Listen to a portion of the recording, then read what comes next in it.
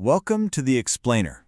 Today, we're jumping into an ancient model of education that's worlds away from what most of us grew up with. It's a system where school isn't just a building you go to, it's the life you actually live. We're going to dive deep into the world of the Gurukul. All right, so if that's the big philosophical goal, let's dial it back a step. What is a Gurukul, actually? Like, what are we talking about here? You know, the name itself gives you a huge clue. Gurukul breaks down into two words. Guru, which means teacher, and kulam, which means family or home. So put them together and a Gurukul is literally the family of the teacher. This is a place where students, they're called shishyas, they actually live with their guru. They become part of the household.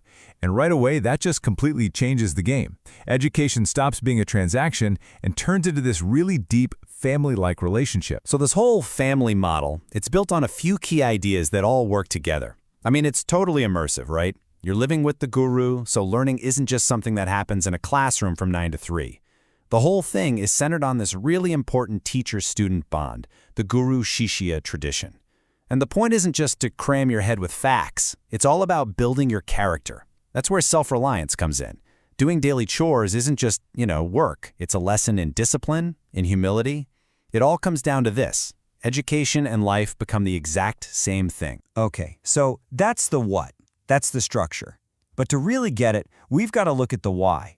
What's the core philosophy that makes this whole thing not just a school, but a complete way of life? Right, and the fundamental goal, it's all about the balanced development of the whole person. And this is a huge departure from a lot of modern education, isn't it? The focus isn't just on making you smarter, on your intellect. It's just as much about your body, your mind, and your soul. The idea is to create a complete, well-rounded, and seriously resilient person. And the way they learn is pretty fascinating. It's basically a three-step journey. First, there's Shravanam. Think of this as deep, focused listening to the guru, just absorbing it all. Next up is Mananam, which is all about contemplation. This is where the student thinks about it, questions it, really wrestles with the ideas. And the final stage is Nididhyasanam. This is where you internalize it all, through practice, through meditation, until that knowledge isn't just something you know in your head, it becomes a part of who you are. Okay, so that all sounds pretty philosophical, right? But how does it actually work day to day?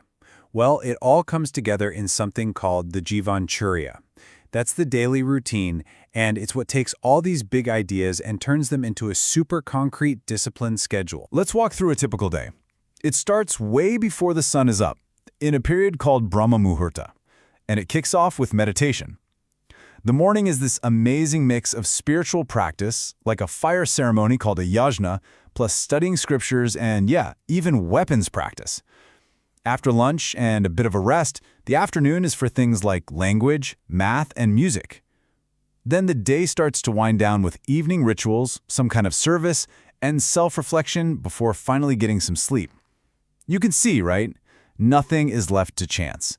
It's an incredibly structured day where every single activity has a purpose, to discipline the body and sharpen the mind. Now, I bet that weapons practice part caught your ear. And it points to one of the most unique things about the Gurukul curriculum, this dual focus. It puts intellectual knowledge and physical skill on the exact same level. And this whole philosophy is captured perfectly in two Sanskrit words that, get this, sound exactly the same, Shastra and Shastra. Now, the first Shastra means the scriptures, the pursuit of knowledge. The second Shastra means weapons, the art of combat. The ideal student, the goal, was to master both, to become a true warrior scholar. So that first path, the path of knowledge or shastra, was seriously comprehensive. We're not just talking about spiritual texts here. Students would dive deep into classic scriptures and the Sanskrit language, for sure. But they'd also study philosophy, logic, and even really practical sciences like traditional medicine and astronomy. Then you have the path of combat, Shastra, which was just as intense. We're talking ancient martial arts, training with all sorts of weapons. But, and this is so important, it was never ever just about violence. The training was tied to a super strict code of ethics, a concept called Dharma Yuddha. It basically meant that you could only use force to fight for justice. The goal wasn't to create a brawler, it was to create a righteous protector. Now, you might be thinking this all sounds like something from 1,000 years ago, But this system isn't just a history lesson. Let's look at a modern example from our source material, the Ram Gurukul, and see how these ideas are being put into practice right now. So the founder, Madan Mohan, lays out a really clear mission. He wants to bring back this kind of education based on ancient culture and values. And did you catch that key detail? It's all provided free of charge. Housing, food, studying, everything. That really drives home the idea that education is a service, a kind of sacred duty, not a business. And check this out. The director of this Gurukul, a man named Dheeraj Saraswat, is basically a living, breathing example of the whole philosophy. He himself was trained in the Gurukul system and in ancient martial arts like Kalarapayattu. He says it himself. He's now teaching both Shastra and Shastra, knowledge and combat. He literally embodies that warrior-scholar ideal we were talking about. And this brings us right back to where we started, to that foundational goal. The whole point of this modern Gurukul isn't just to churn out the smartest scholars or the best athletes. The aim is to create people who are defined by their character, people who are disciplined, who can rely on themselves, and who are committed to serving others.